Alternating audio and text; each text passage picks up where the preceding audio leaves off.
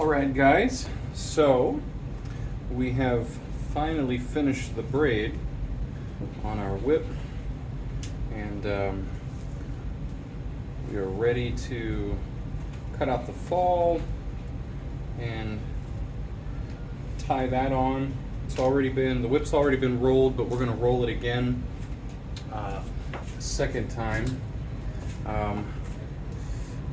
Actually, I usually tend to put my whips through several rolling processes when they're finished, like to try to get them as smooth as I can.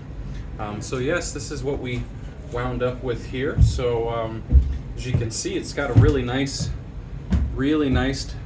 finished look on it, to be honest. One of the reasons why I really enjoy working with chrome split, just makes everything nice and smooth. And we have our handle area here. We're going to put the ferrule on and the knot within this area here. The handle extends out a little bit further in this area. I only did the diamond plat for about first to 8 inches. But yeah, and then we've got a nice stiffened area. It's not too stiff. It's got plenty of give, plenty of bend to it and everything, but it still will add some added leverage to the whip, which is what I know what the customer was searching for.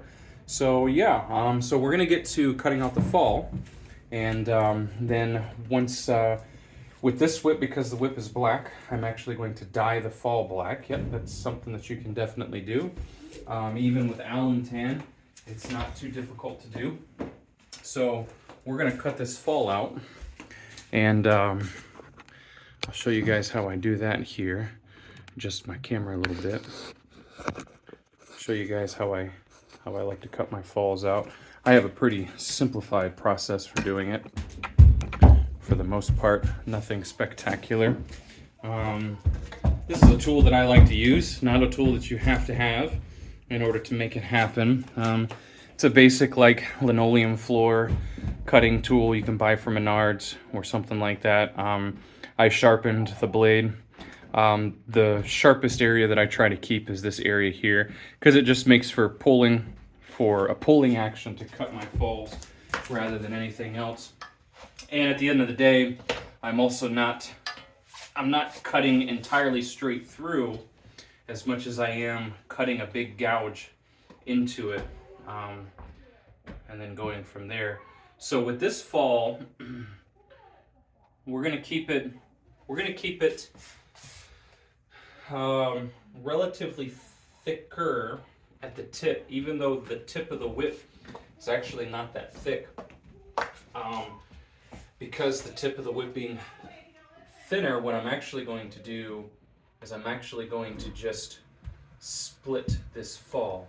So now I just have this square lined up, and I have all the pressure on it needed. I just adjust a little bit as I go.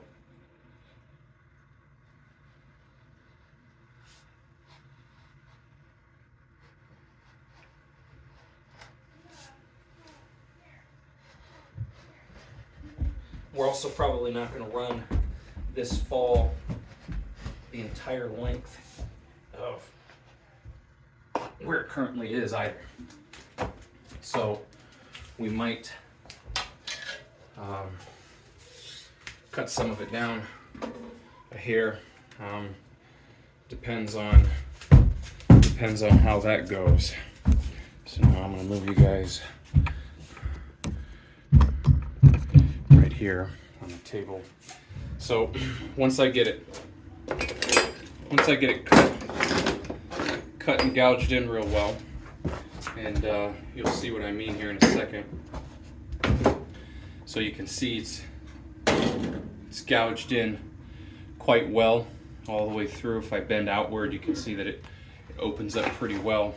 So now all I'm gonna do is come in here with one of my blades.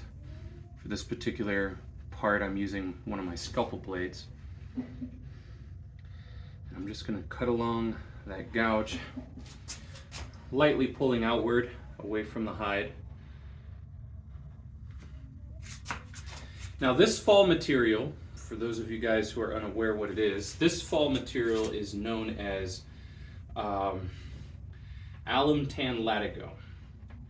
and it's a type of latigo. So to break things down a little bit, talk about fall materials. Adam Winrich has always told me when I first started, he said a lot of makers, they get cheap on their fall materials, and then their falls fall apart within the first few cracks when their customers get it. Now, for this reason, for that very reason, I don't really carry white hide anymore. I don't do white hide. I've had nothing but bad experiences with white hide. I don't know if maybe I'm just not getting the best stuff, or if, you know, if there's a context that some whip makers aren't really willing to share where they get certain things from. I have talked with Joe Strain over email a little bit, and he gets his white hide from Tennessee Tannery. But I think there's kind of like a whole process that you have to go through in order to order it, which is why I just haven't done it yet, and so forth. So I do need to figure that out, because I mean, it would be nice if I could carry white hide, especially for my indie whips. But even despite that, this here is the best stuff that I've ever used, and hands down, it's in my opinion, it's the best. I mean, and I to be honest, I've seen even Adam has said numerous good things about it. So it's alum tan, latigo. So what is latigo? Well, so you have veg tan and you have chrome tan, right? Veg tan is kind of more like natural oils and things like that used, whereas chrome tan is chromium sulfate, I think, is what they use during the tanning process. The difference is that veg tan, for instance, if you had a slab like this and you were trying to do some tooling, veg tan is the only stuff that'll really work with that. Chrome tan will not. Chrome tan kind of has like a uniformed look to it, and you kind of just get what you get from it.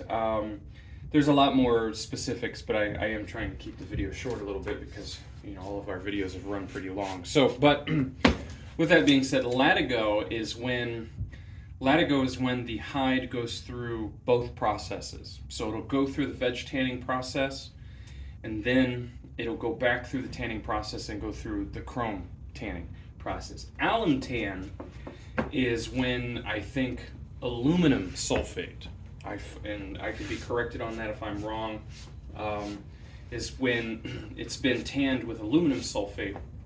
And so it produces a really nice, really nice material. This stuff is, even just feeling it as it is right now, I can feel the oils and the waxes that are built into this, that have part of the tanning process that went on, right? Very kind of waxy and oily feeling. Very good stuff. And it's iconic because it's always going to be burgundy, excuse me, on one side, on the two sides, and then kind of almost like a bright yellow in the center. So that's how you always know that it's alum tan. This is what I prefer to use, just because even the very first time that when I first was getting ready to start working with leather, I remember ordering some fall material from Blake Gorey. Thank you, Blake, for helping to get me started with that. And I purchased some material from him, and he sent me a slab of this, and he sent me a slab of white hide. And I remember, you know, and at the time I was like, well, let me learn how to work with leather a little bit, and I'll start cutting my falls out, and I'll put them on some of my personal nylon whips. And that's what I did. And I'll never forget, I had like a 9-foot nylon like indie whip, and I put it was like a really thin fall of this stuff on there. And my son used that whip for so long, and to be honest, like, he beat the snot out of that whip. I mean, he was whacking it around a tree. At the time, that was the only way he could get it to crack, was when he like whacked it at a tree, and he could get it to crack. And that fall never fell apart. It's really good stuff. When I've had a couple of white hide falls that I've put on whips that the customer within a week sends back. Now, granted, I know that sometimes customers can kind of beat the tar out of stuff, and that may be the case, but despite that, nonetheless, the whip came back, and I needed to put a new fall on it, to which I always just replaced it with an alum tan fall, and that was that. So for that reason, I really don't carry anything other than alum tan right now, and I don't really offer anything other than alum tan. And the only time that it really makes kind of a stark difference is if I did like a Raiders of the Lost Ark Whip natural tan, because this kind of sticks out quite a bit, whereas the rest of the stuff I just dye it and it works out perfectly. So now with that said, we're gonna move over to the table here. Well, actually, you know what, we'll do it right here. So yeah, so now we're going to cut the eye of our fall here, and I'm going to bring you guys over just to here closer now that we're doing this. So what I do is pretty simple. I don't do anything crazy with it. Some guys use different tools for things like this, but I just take this and I kind of start drawing in where I want my line to be. Just about like that. I just do mild pressing. It's not a very thick whip at the tip, so we're not going to do a very huge hole. And then from there I just start scoring deeper and deeper and deeper until I made it all the way through. And I'll take this, poke it through, run it down on both ends, just like that. Easy peasy. Easy peasy lemon squeezy. Okay, now we're going to come over here to our fancy splitter.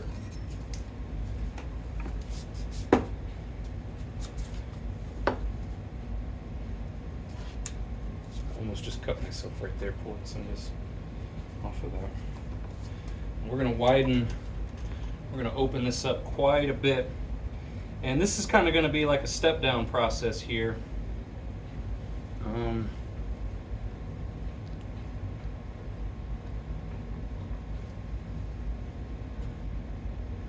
I'm kind of going to eyeball how it looks here.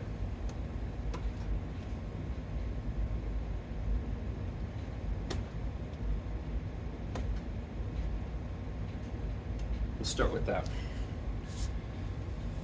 All right.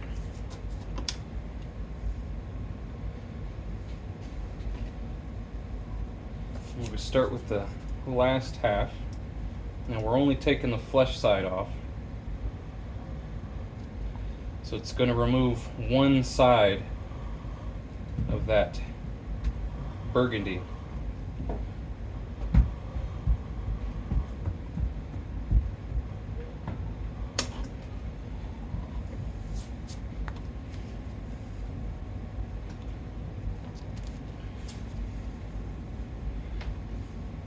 It's not too bad. I think we're going to go a little bit more.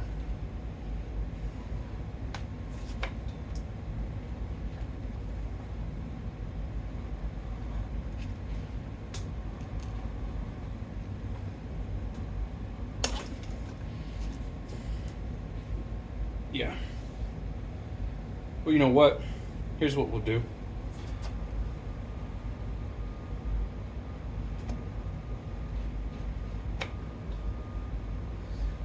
We're going to do more just towards the last half.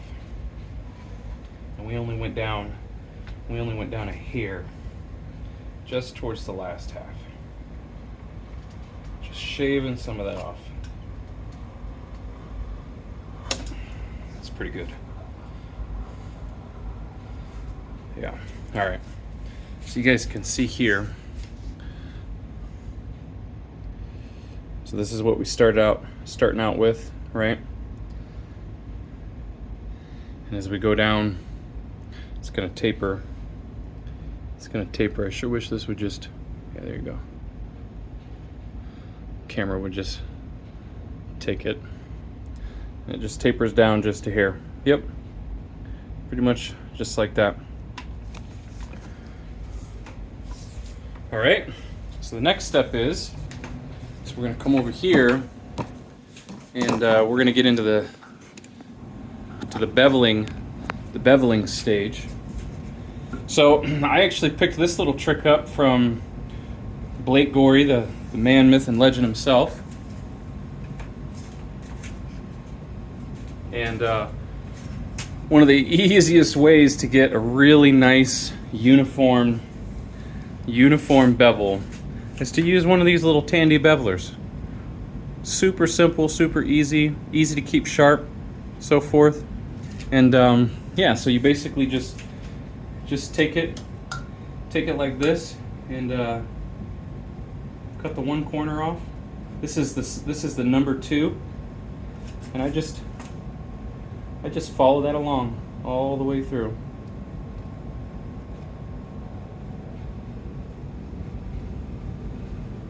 All the way through.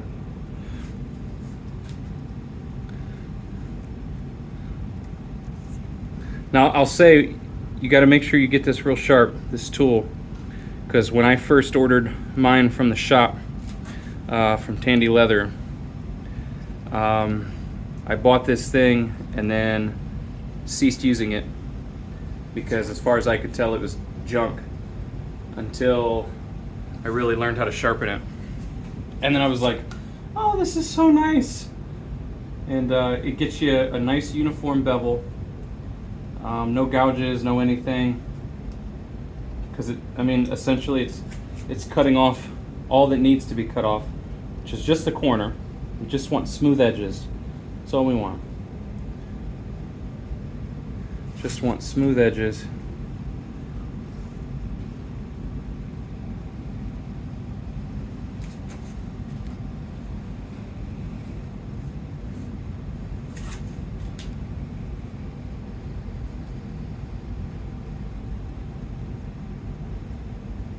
And we're going to do that to all 4 corners.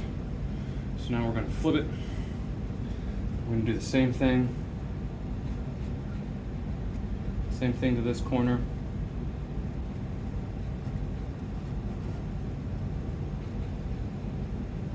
Actually, it feels like it needs to be sharpened. Yeah. Get this on the buffer real quick.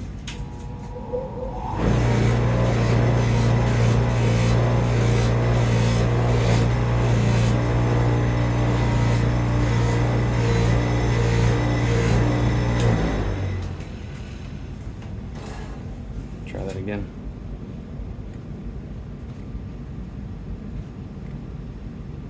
A little better.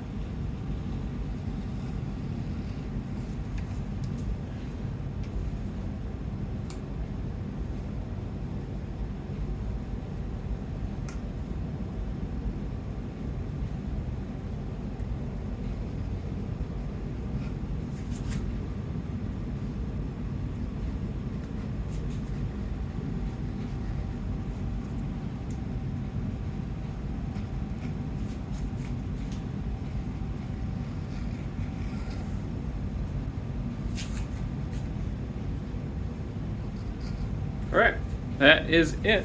So now, the next thing that we're going to do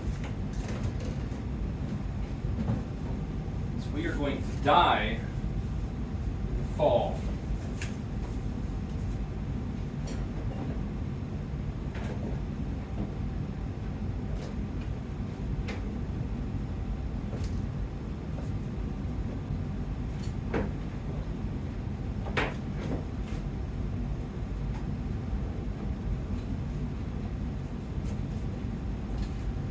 Dye our fall, and we're going to let the fall set in the dye while we take care of a couple more other things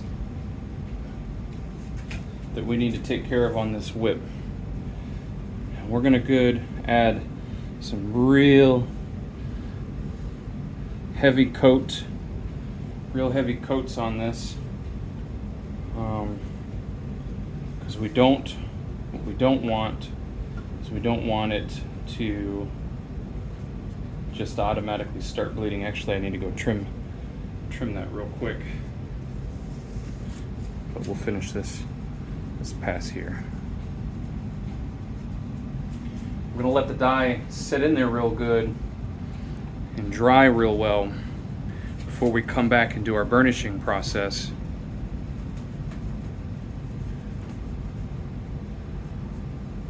So The thing to keep in mind is the best leather to dye is leather that is really, really, really dry, because it's just going to soak it up. It's going to soak it completely up. So with that being said, let's understand that this alum tan, because it feels oily and waxy and things like that, let's just get that out there, that it doesn't quote unquote take dye the best. Now it doesn't mean that you can't dye it. It doesn't mean that you can't work with it, because clearly I'm doing that and I use that. I dye it. So it doesn't mean that, but it just means that you have to be very, very thorough with it, and then make sure you let it set for a good amount of time.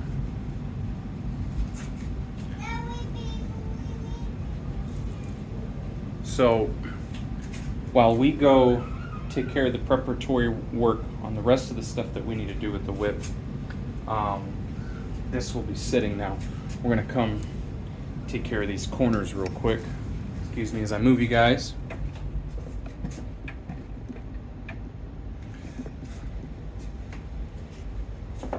And all we're gonna do here is just gonna take our little tool here. So this is what we're starting out with, and we want to round off the edges on this here.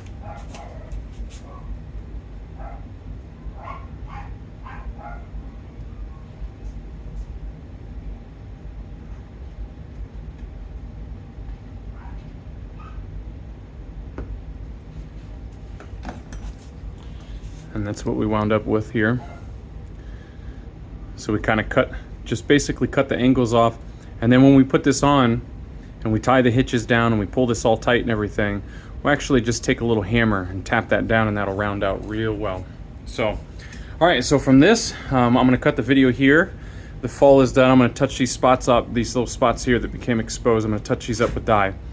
And then we're gonna let this set before we do the burnishing process on it, and then we're gonna take care of some things that we need to do for this whip.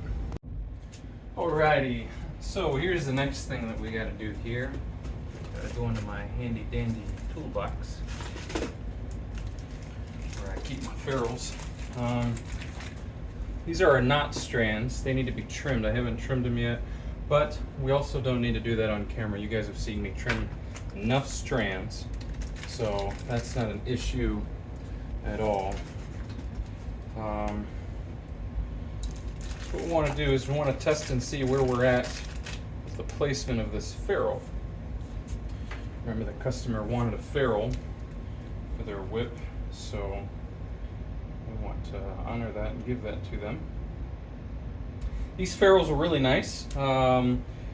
I've seen, you can get them from Texas Knife Company, texasknifecompany.com, something along the lines of that.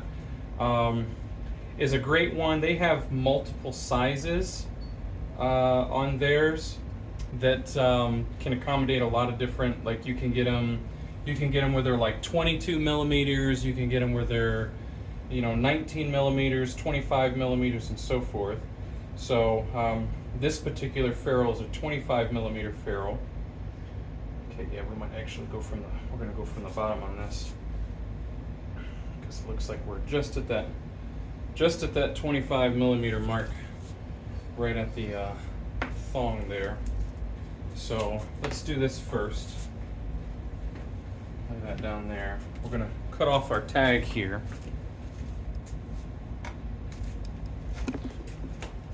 Use this little blade for that.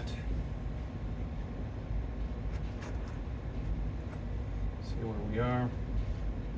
Got a little more. Keep going.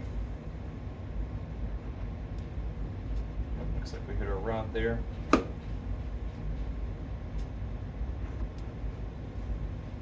Yeah, there she is. And then we'll take our trusty scissors. Clean this end up here.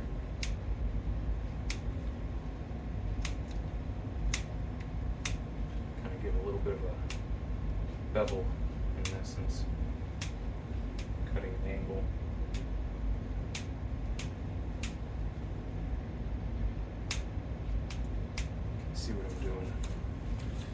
I'm doing here, just cleaning this all up.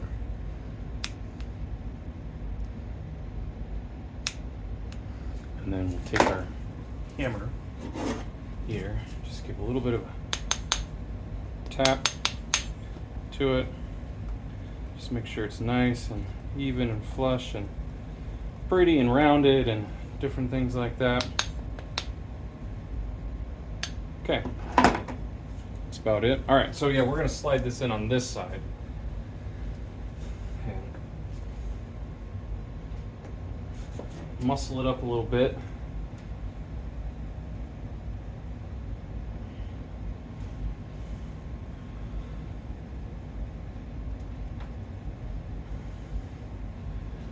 About right there, yep. Because we're gonna do a small knot here. We're gonna do a small knot right there, and we'll be good to go.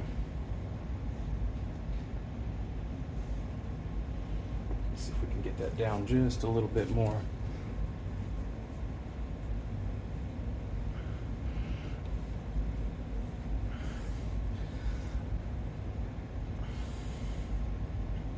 That's about it. Yeah. Okay. Yep. So yeah, here's our whip. Here's what she's looking like, our whip handle. So we're going to do a small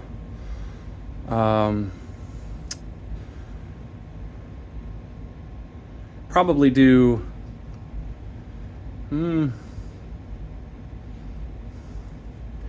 don't know, I think we'll do two 5x4 Turks here so we can keep this small. And then we'll do 7x6 Turks for the heel knot and do it that way. Yeah, I think that sounds good. That'll be what we do. All right, so next we want to start getting things ready for our knots. And this is why I like to keep all the little tidbits of things that we cut off of our whips. This whip, we are not going to do any weight in the heel whatsoever. This is a little bit of a lighter build. We want it to be as nose heavy. Remember, we discussed that in the very first video that we did. We want it to be as nose heavy as possible. So what I like to use, typically what I use for my knots, especially indie knots, when I want a back end heavy whip, is I use this lead sheeting here. Now this is lead sheeting you can get from Amazon. It's not super expensive at all, and so I highly recommend it. Highly recommend it. You get like, I don't know, 3 or 4 sheets for like $40 or something like that. I could be wrong. I have to look at it again, but you can find it on Amazon. And I just use a pair of metal shears, or if you have a pair of scissors that you don't care about to cut, it'll cut through very well. And I just make wraps of different widths of it to get the desired knot shape that I really want in the whip. So I kind of tend to favor the Indiana Jones style knot shape, which is iconic with more of a rose shape, right? So where you have a slightly larger bottom, and it kind of tapers down as you get to the base of the handle, kind of like a rose that has been a rose flower that has not bloomed yet, so it hasn't opened. That's kind of the look that I prefer, even on my non-indie whips. I just like it. To me, it's an aesthetically pleasing one. You can do a bulbous shape. You can, one that's more round, more globe. There's guys that do like a lot more of a square, kind of more almost as if you just took like a cylinder and covered it in a knot type thing. So, and then when you get into stock whips and things like that, you get into whips that have really almost just like a slight nub there, not even really a full-blown large knot. So I use lead a lot for that. But today we are going to be using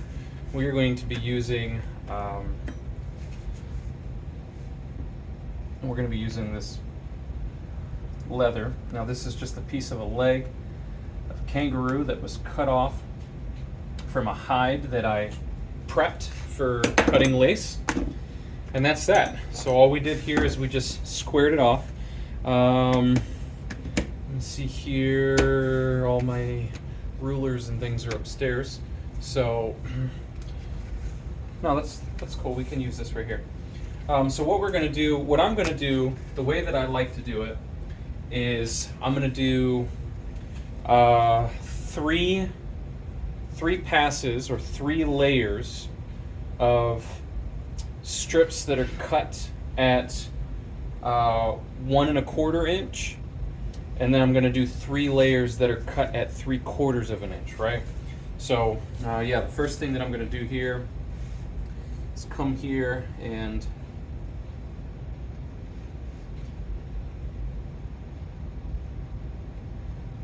measure at, let me see here, and something to mark with here.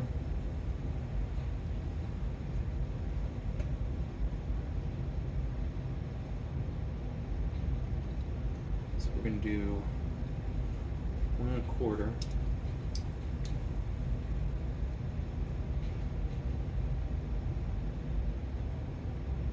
Right now I'm just marking it, and then we're going to do the other side. 1 1/4.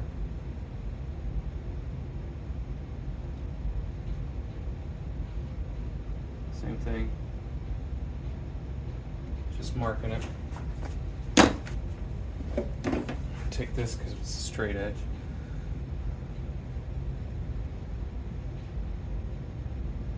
As you can tell, I'm not doing anything super intense here. It's pretty easy. We're just marking a straight line so I can cut it with my scissors. That's all we need to do.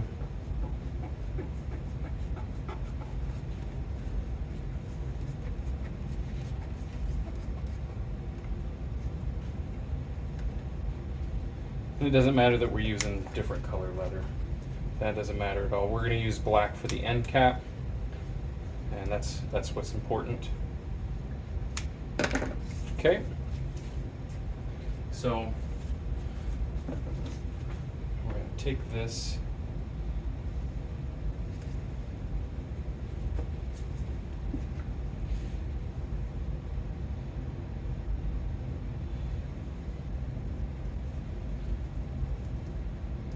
And as you see here, just meeting it up to the ends butt. And I'm going to take these scissors and just cut right where they butt to mark my spot.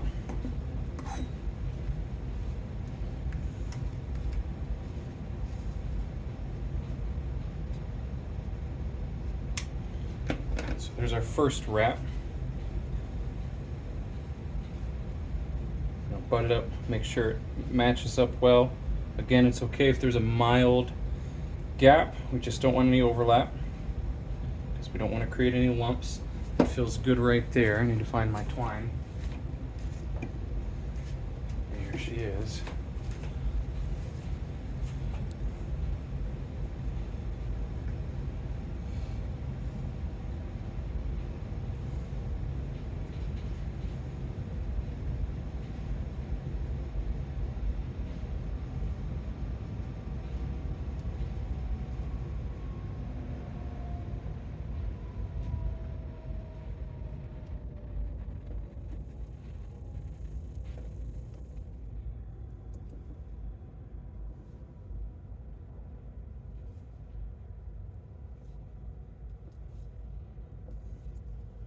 It's good and snug, but not ridiculously over tightened.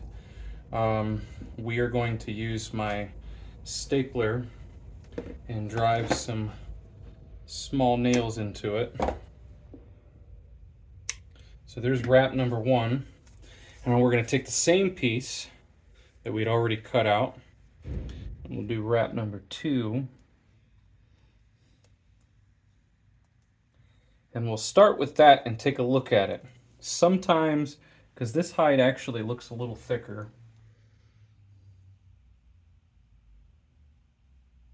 it looks a little thicker. So we might be able to get away with just doing 2 wraps of each one. But we'll see. We'll see.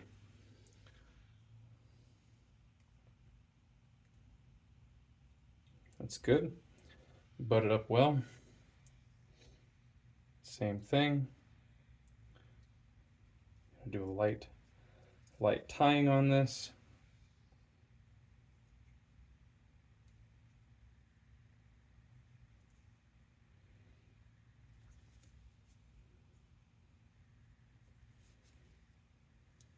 I have found when it comes to building knots, it's best to use things that can produce consistency. Now, everybody's a little bit different when it comes to tying knots and building your knot foundation.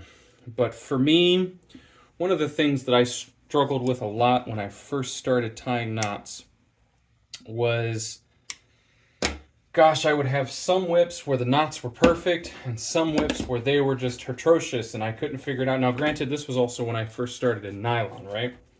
When I started in nylon, yeah, that's looking good.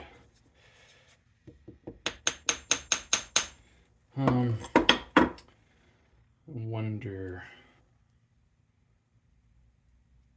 You know, and I feel like there's a good chance that that's all we have to do. And that we'll do two more wraps, but at a less widened strip. I think too, yeah, because this is pretty thick. So I think we're good with that. So now we're going to measure. We're going to measure 3/4 of an inch. That's our next cut. And this is to help facilitate a more rose shape. That's the way that Casey described it, and I think it's spot on. When he does it, Casey Tyler, one of my mentors, when he described it to me as a rose shape that has not opened yet, that's completely spot on to what that shape is. So what we're doing is we're basically tapering. Oops. Basically tapering the overall diameter. There's our line there. Tapering the overall diameter, so that way the very base of the heel is wider. Now, right here, if you wanted to do a more bulbous or globe shaped, so basically just a rounder shape, this is the only thing that you have to do to change it. Based on doing what we're doing right now, the only thing that you have to do is, for an indie style, we're going to match these next 2 layers up at the bottom, right? Creating this kind of effect. For a more bulbous shape, you would actually just center this. And then you would probably do 1 wrap in this width, and then you would just do an even thinner width, one that's maybe only 1/2 inch or maybe only 1/4 inch wide. You would do that one, and then you would just wrap a little bit more sinew in the center, creating that solid bulb shape, because it's you're just shaping it up. So at the end of the day, when it's a bulb, you want the diameter to taper off on both ends, but you want the center to be the largest in diameter portion, and so that's the section that you build up the most. Pretty easy peasy when you think about it.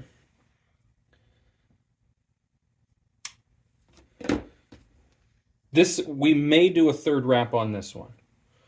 We may do a 3rd wrap on this width. It depends. We'll get the 2 done, and we'll go from there. Sometimes when it comes to you guys, as you guys have already picked up on, I mean, shoot, the last minute I canceled doing a bolster. Sometimes it's just like that. You kind of have an idea for what you want to build, and you're not entirely sure, especially when you're dealing with, like, for instance, leather, working with kangaroo leather building these knots. Not every kangaroo hide is the same thickness, period. So that means that sometimes when I tie these knots, even though I'm used to tying 3, sometimes I might only need to tie 2, and there's nothing wrong with that. Sometimes you look at it and go, man, you know what? I'd like that to be a little thicker, and you actually add a 4th one. And that's pretty much how it goes. As long as you don't stray too far from your consistency, one wrap isn't going to make too big of a difference, as long as you keep your strands cut wide enough.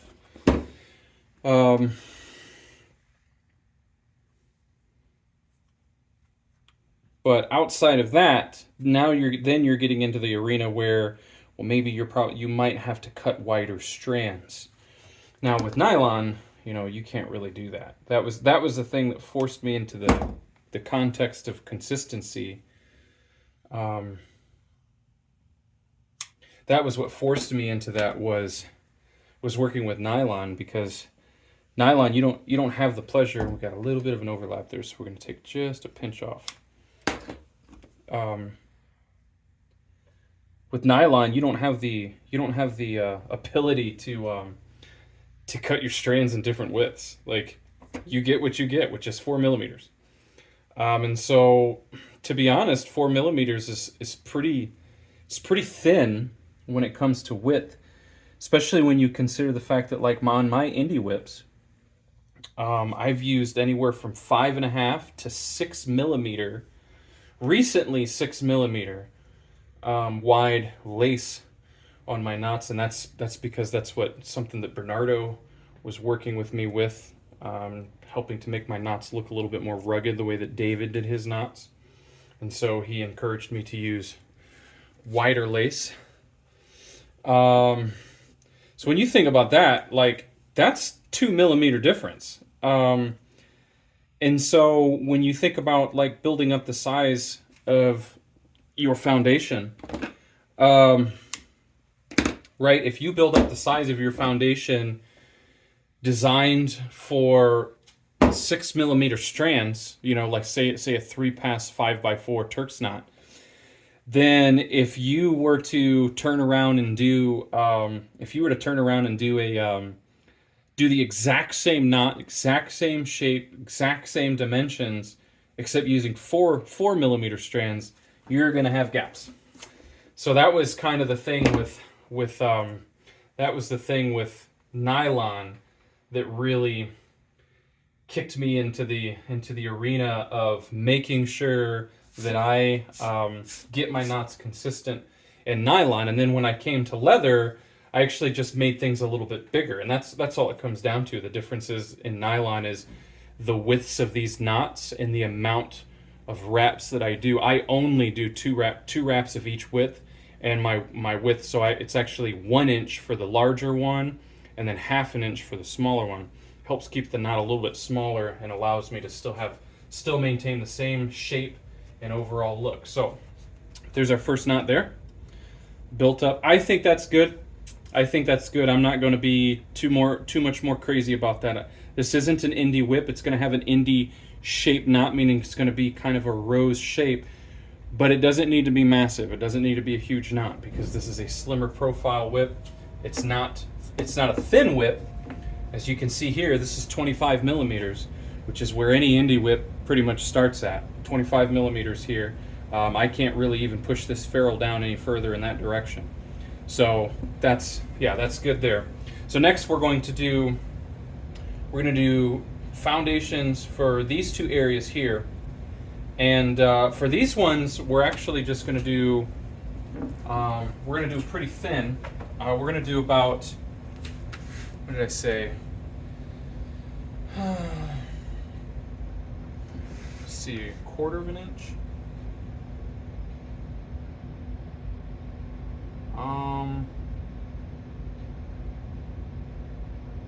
No, we're gonna do 1/2 inch. I'm still tossing around the idea we might do a 7x6s on both of those knots. maybe just cut the strands a little thinner. The knot strands. I think we might do that. Instead of doing 5x4s, locking that ferrule in, we'll do 7x6s. Same thing, 2 passes.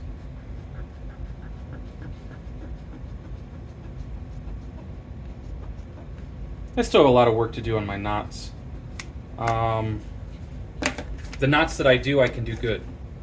But I've yet to really nail down memorizing the pattern for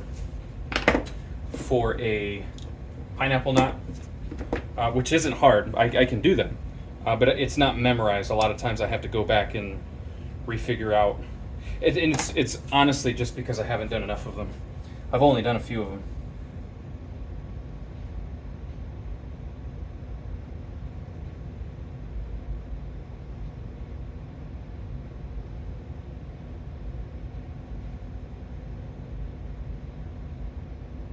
You know what? It might take me a second. Might take me a second to rethink how to do it. No, we can stick with what we're doing. I was considering the idea of doing a couple of Spanish ring knots, but it's been a while since I've tied those two, so I would have to go remind myself how to do it again. That's again, same thing. Same thing as the pineapple knots. I just don't do enough of them. I should. Because they're a very pretty knot, to be honest, in my opinion. So now, when I attach this, here's the key, is I'm going to leave a slight gap in between where the leather ring that I'm placing, the leather knot foundation is. I'm going to leave a mild gap between that and the ferrule itself, giving the strands, when I tie the knots, it's going to give the strands a place to kind of tuck into. Something I picked up from Nick Schrader when he did a video on a Zorro whip, and I really liked the effect that had.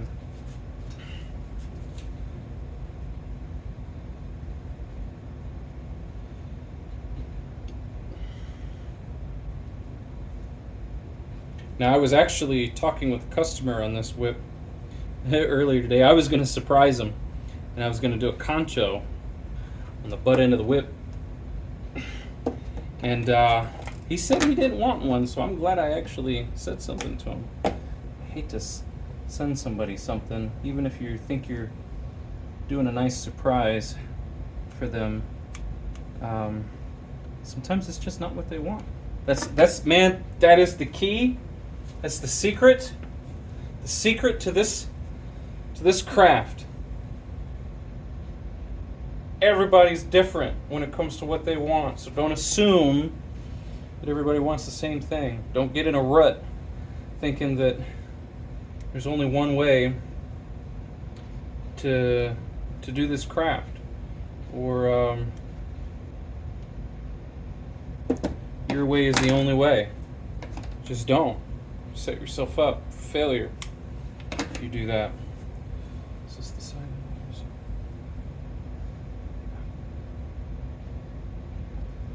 No, you don't set yourself up for failure. Let me change that. You set yourself up for limitation.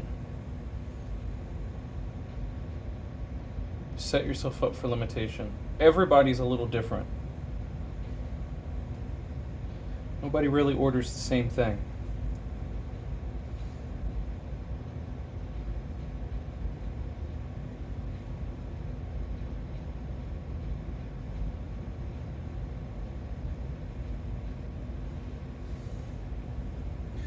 We're leaving about 2 millimeters. I'm going to have to adjust this top one here. It's a little wide.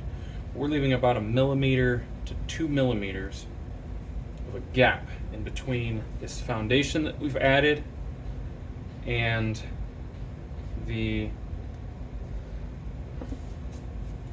ferrule.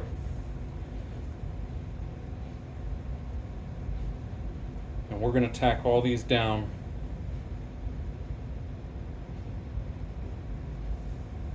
Matter of fact, I had to redo a knot on one of my other whips instead of me having to run upstairs and get my stapler. All the nails that I pulled out are right here. Might just take them and tack them in.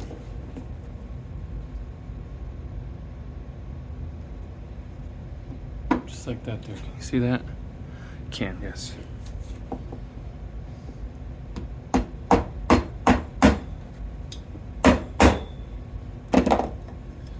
There. Let's check, you know, let's just do the heel first.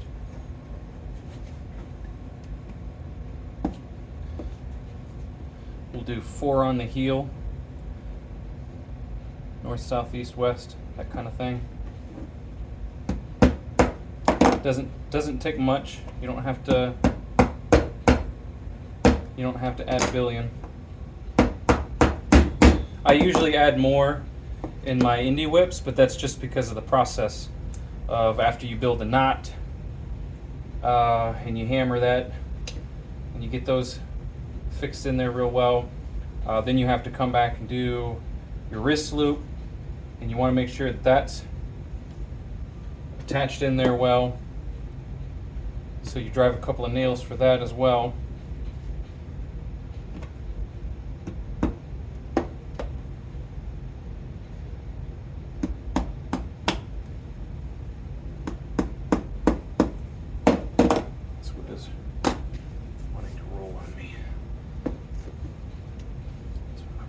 Here.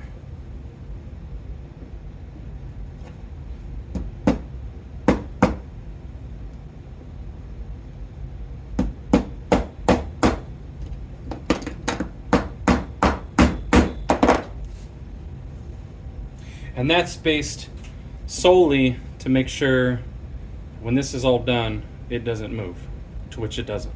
And that's that, right? So we want to do now. We're going to take a look around here on these 2 knots. Make sure everything's good and lined up.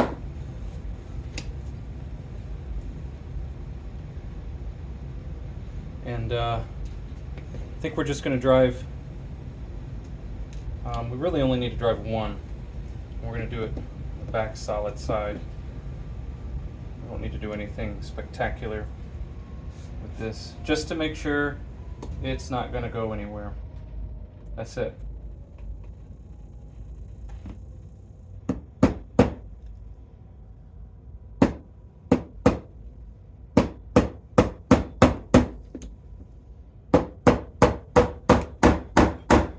That's good.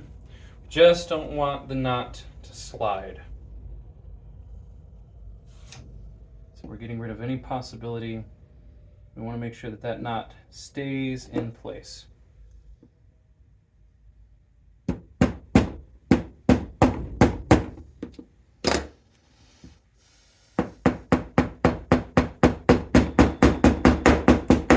Good. That's it.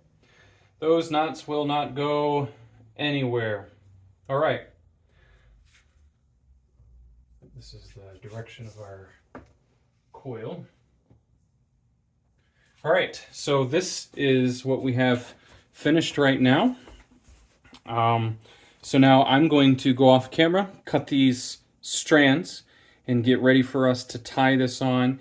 I'm going to go ahead and take a look at our fall, see where it's at. We might come back on camera and take care of that. We'll probably cut the strands, and then we'll come back on camera, take care of the fall, get that tied on to the whip, and be ready to go for tying these knots up. Okay, next little thing that we're going to do here, I got our strands all trimmed out, and I actually split these down a little thinner, just because I want these knots to be really nice and sleek, and that's the whole premise of that. I want them to be nice and super neat. Once we get the knots tied, we'll even tap around them a little bit with a hammer and get those in. So we're going to take our little end cap, and don't worry about this being brown because we're going to dye this black. It's not a big deal whatsoever. Just fitting this. So the way that you do your end cap is typically you just, with an indie whip, it's a little easier because you just cut a strip, not you don't cut a cross shape. You just cut a strip because then on the top and bottom seam is where the wrist loop goes, and then so you just cut a strip that goes and fills in on either side there. But because this does not have a wrist loop, we want to make sure that we get this. We don't want to have too much overlap on anything, so we're just going to cut some of these sections down a little skinnier. Cut like 1 millimeter off on each side.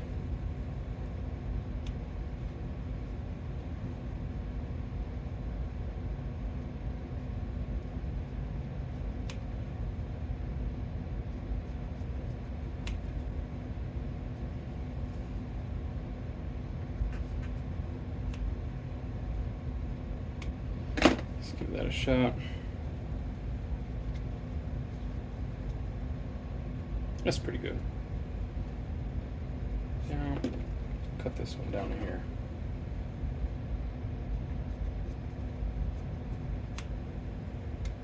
A little bit more.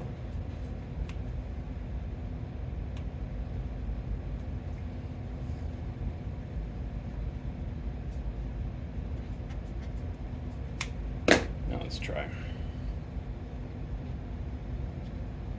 Good. Okay, that feels good.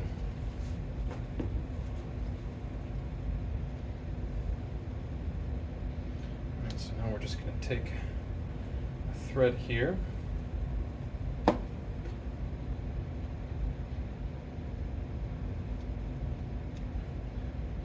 Oops.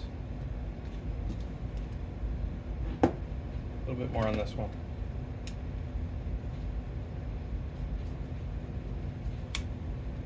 Don't want to have too much overlap going on when I do this. Just my preference.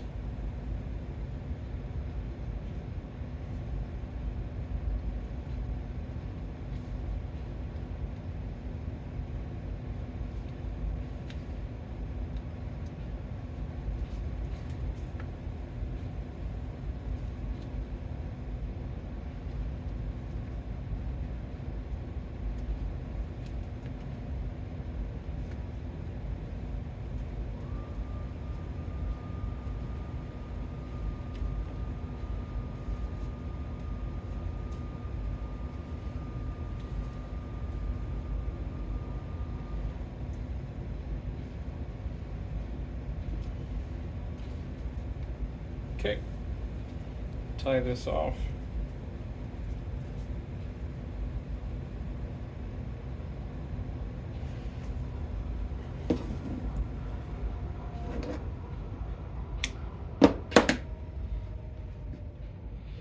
Drive a couple of nails in just to make sure it's held in place. It doesn't try to move.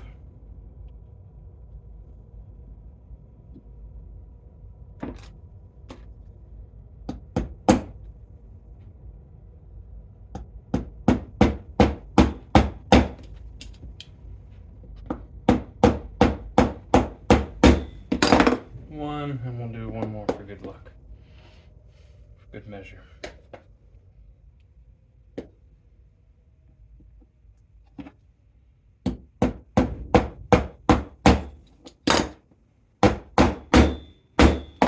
Okay, fantastic. So now what we're going to do here is we're going to cut off, we want to cut these corners off. We don't really want those. We don't really want those in there.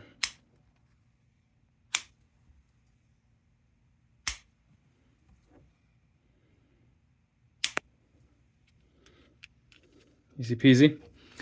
And now we're going to cut We're gonna cut this excess off here. I'm gonna find out where, there it is. Find out where our foundation is, and we'll kind of try to cut it as flush with that as we can. If we have to make a couple of passes to get it, we will. No, that's pretty good right there. Trying to do this so you guys can see what I'm doing here.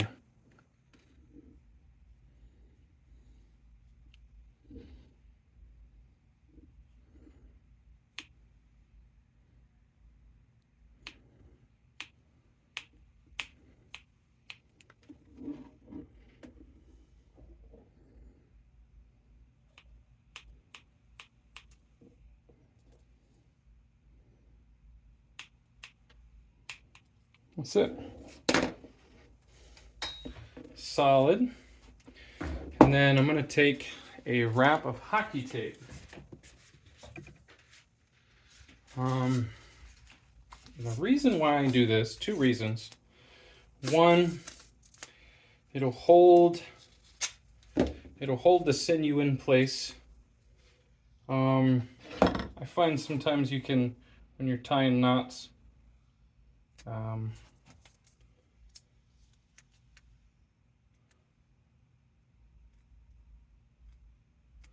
nope, I'm gonna cut some off here. Sometimes when you're tying knots, you can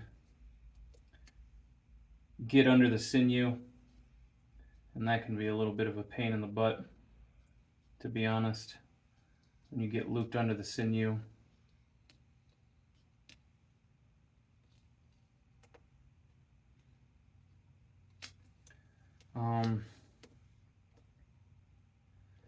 The second reason why I like to do this is it also just gives you a nice firm place for your knot lace to grip onto. Plain and simple. It's a horrendous cut job, by the way. That's okay.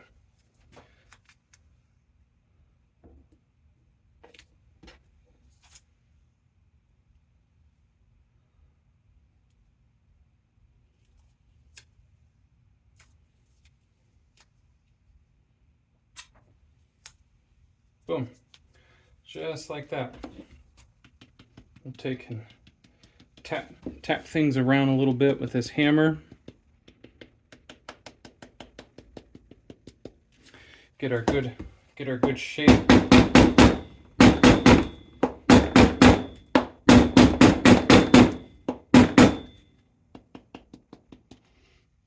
then we'll even tap this area here to kind of really show off that taper.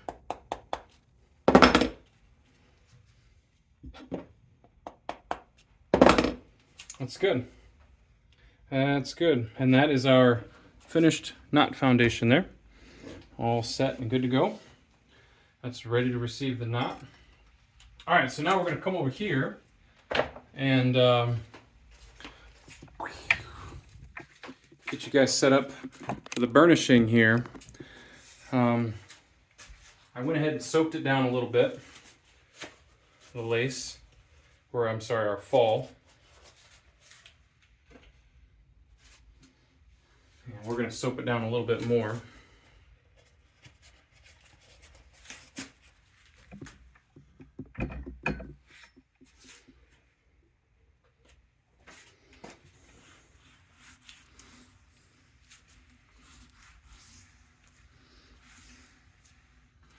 Okay, and here I have a spare. Now I use black kangaroo lace when I'm working with dye in a black kangaroo or black fall.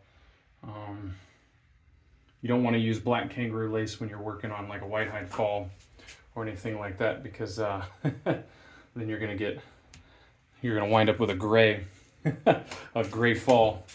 So this is the process that we're doing here. We're just pulling it nice and hard And we're going up and down, and we're smoothing out. You're basically kind of compressing. There's some compression going on in the fall. All the fibers are being pushed in. They've absorbed some of this braiding soap quite a bit, so there's a lot of conditioner and waxes and oils in there right now as a result. And we're basically smoothing everything out, compressing it down.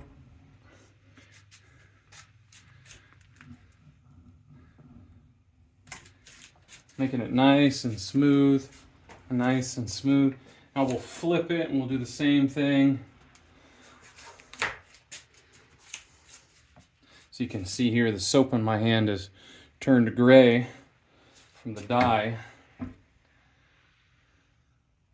But that's also why we do the dyeing first before we do the burnishing, because once you saturate this with fat and oil, you're gonna have a really hard time.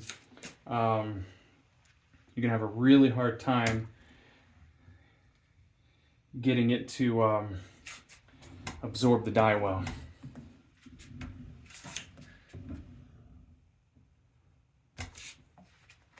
And I think we'll do one more little pass here with this.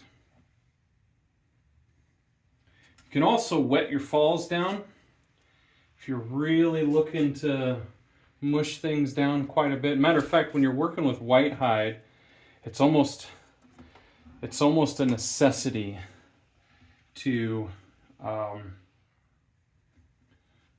wet the fall down. You almost have to. Oops, I made it come off the hook.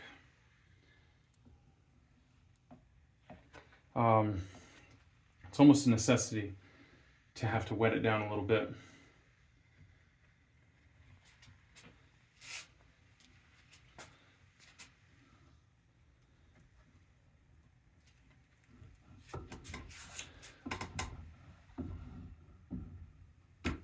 Okay, so that's good. That's good. We will hang this up for its next adventure. So it's prepared and ready for its next adventure. Get some of this braiding soap off of my gloves here, and we'll wipe off the excess dye and soap that's on this fall.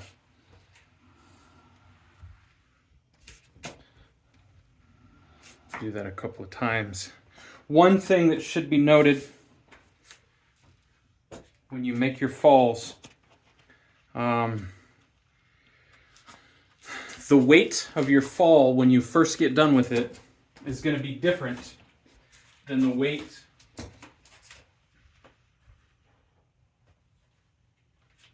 give me a second, sorry. The weight of your fall when you first get done with it is going to be different than the weight of that same fall a day later, after all of the braiding soap and water, whatever, however else you did it, after all of that has absorbed well. It's going to be a little lighter, period, right? So the reason why I'm making mention of that is that often you will find, most notably with alum tan hide, most notably with alum tan hide, what you will find is that when you first get done with it, it's going to be heavier. And when you're dealing with a lighter whip, right, when your whip is a hair lighter, you might feel as though the balance of the whip is not quite what you want it to be. You might feel that the fall's too heavy and it throws everything off. And it's very true, because if your fall's too thick, if your fall's too heavy for the whip, It can be noticeable. Now that's not a deal breaker, but it can be noticeable. You want to try to avoid that as much as possible.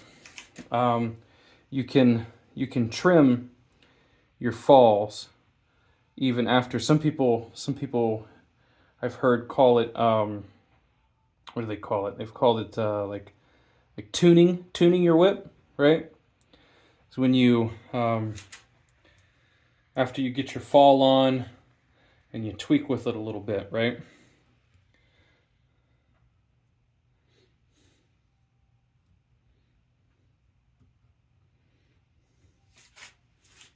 Okay.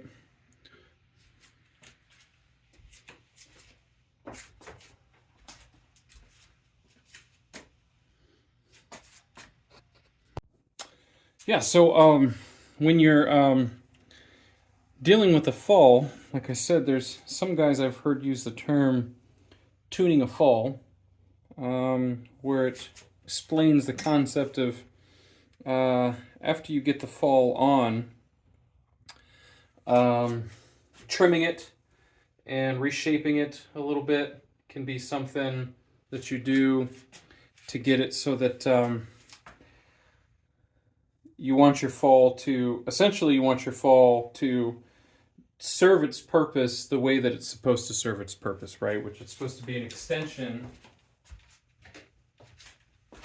It's supposed to be an extension of the whip, and so you want it to be exactly that.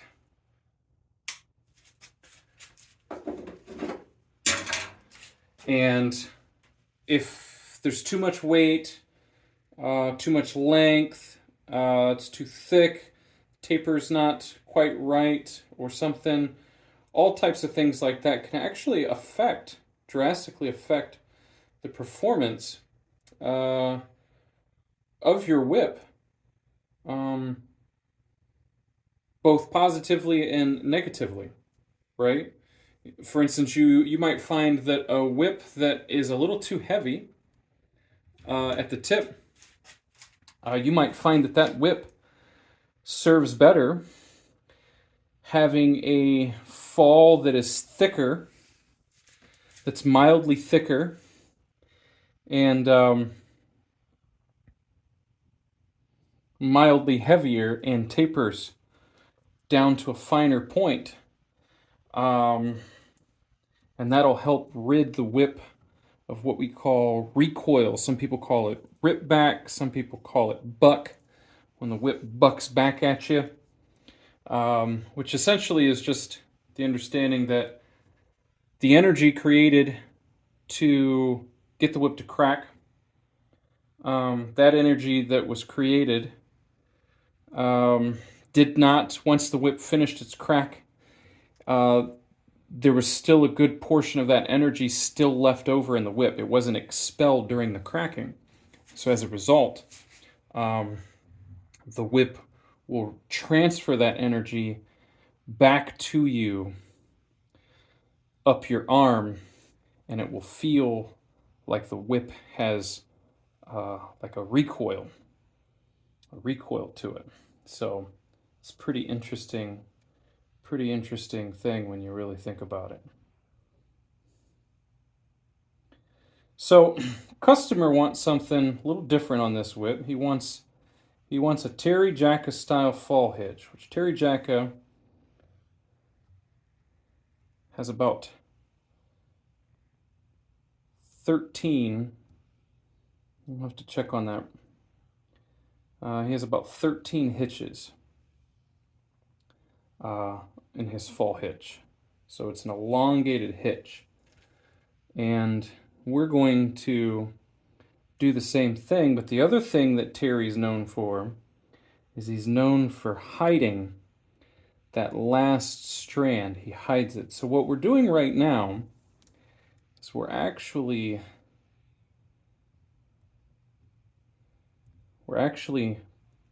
pulling these in, but we're not pulling them super tight. You guys can't even see what I'm doing here. Look at me. Slacker. There. Now you guys can see what's going on here. Again, bear with me. I'm not a video guy, so I didn't even think to check. So what we're doing right now is we're actually tying these first slightly looser, because what Terry also does is he comes back in with the last one, with that last pass, and when he does that, he feeds it back through.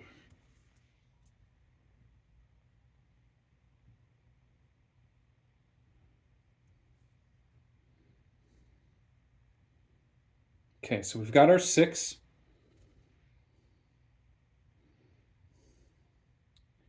We've pretty much got to do 6 more. So we're going to start right back over from square one.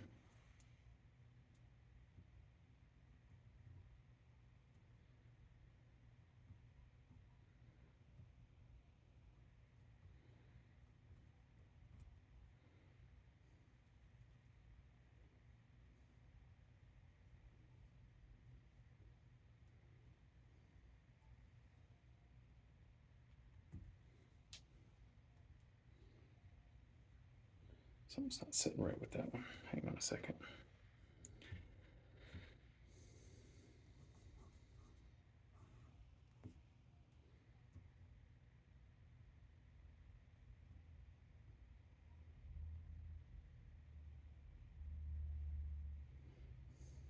That's the one above it that's causing the problem.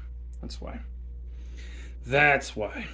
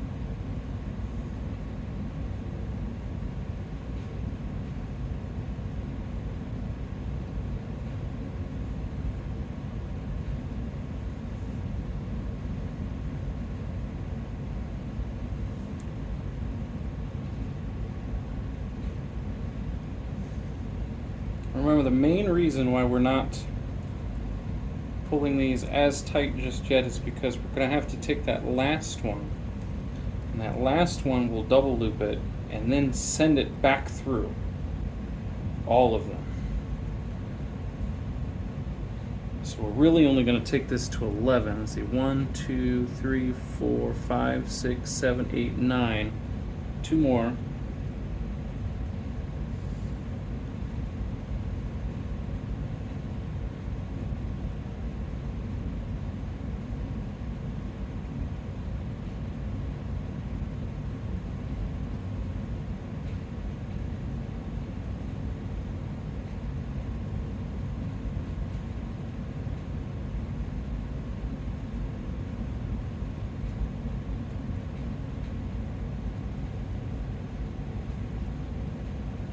Okay, 1, 2, 3, 4, 5, 6, 7, 8, 9, 10. We'll do 11. This one will be 11.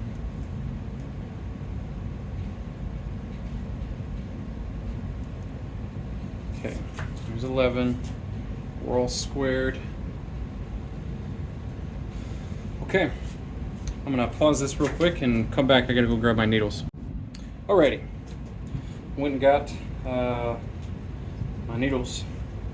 and put a needle on here for this last one to make it 13. And we're going to double wrap this one. This one is going to double wrap and be fed back through everything. So we're going to go 1, and then 2 loops. So it's double wrapping. Now we're going to feed this through both loops.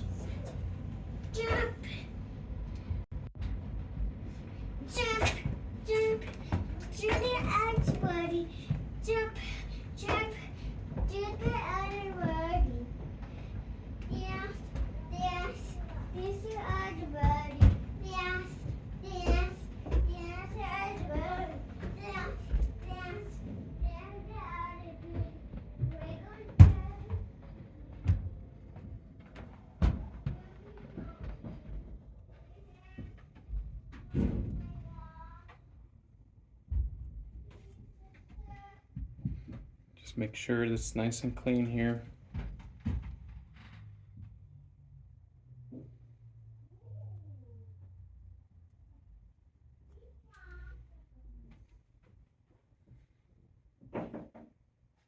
Okay, and before we get too far down that path,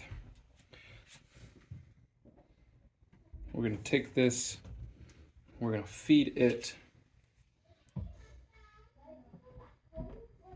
straight underneath all of these. You know what, might be good to add some soap there. Gonna feed that straight in.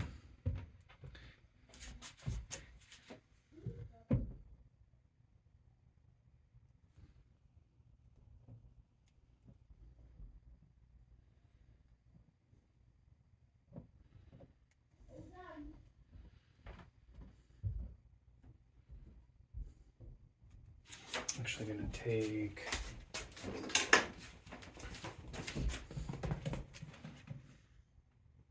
my fit here, give it a little push. Wait, not that.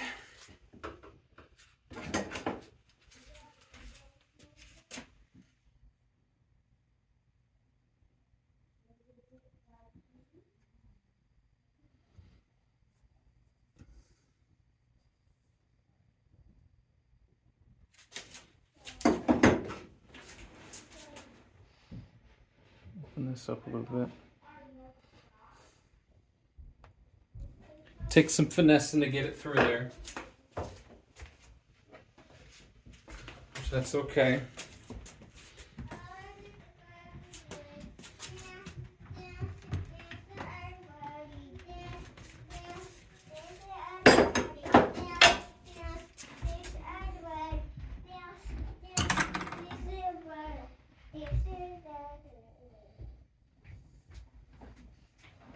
My ball. Daddy. Okay, there she is. That was my ball. I love it, dear. My daughter. Excited My for her ball. ball. Okay, now we're going to take the fid, What? push that,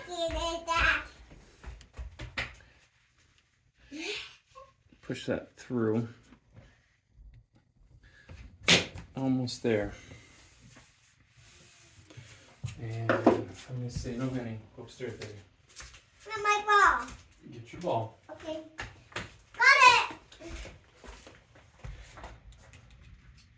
Yes. Yeah. There we go. All right.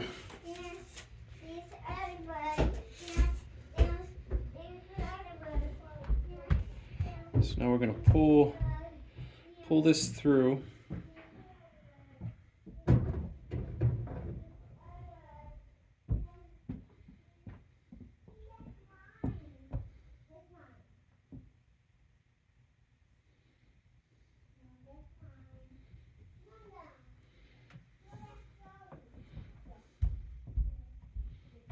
Okay.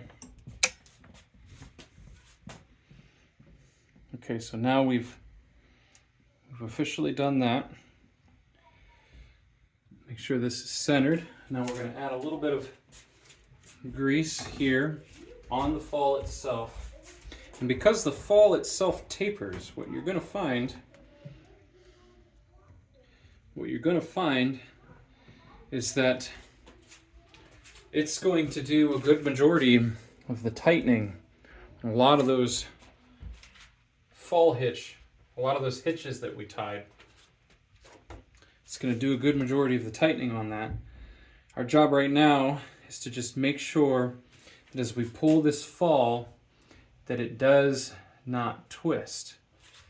We don't want it to twist whatsoever. And once we get down here, we're going to pull against it with this lace real solid, just like that. And now we're going to take all these little hitches here, tighten them all back up.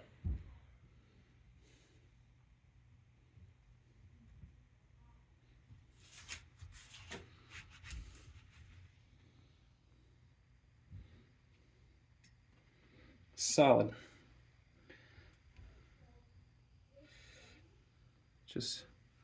Just like that. Okay.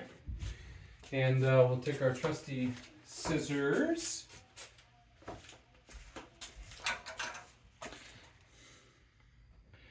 We're going to cut this one flush. That's the one that we fed back through.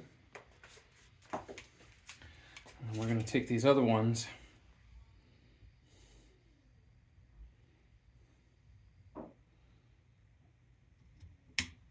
We're going to cut them right there.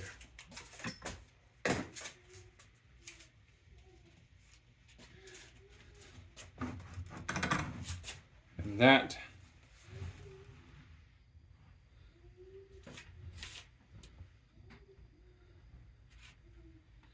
is our Terry Jacka style fall hitch.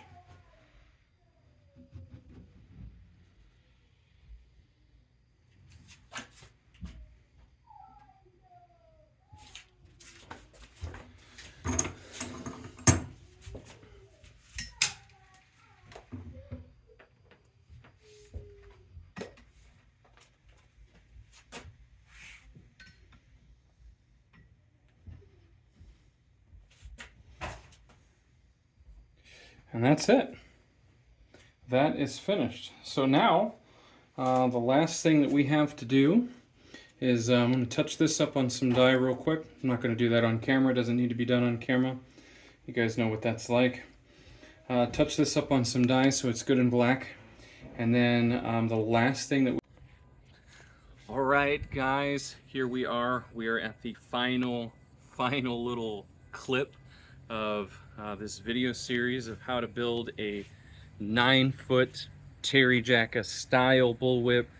Terry Jacka style mostly because we used chrome split in the bellies, and we did do a little bit of reinforcing here in the transition, but here she is. This is the glory and the beauty that we've all been working on here, that you guys have been following along. So again, I do apologize for all of these videos being so long, but this is my first time getting involved in making tutorials and different things like that. But here she is, good and finished. I just finished up the shellac last night, and we did these 2 knots here, as you can see. We did 2 7x6 knots on either side of the ferrule, and finished up our heel knot there. There's the overall look. So now we're going to give it a couple of test cracks and get this ready to launch out to the customer. I'm sure he'll be excited. He did opt for a red cracker, so that's what we put on there for him. So yeah, let's crack straight into it.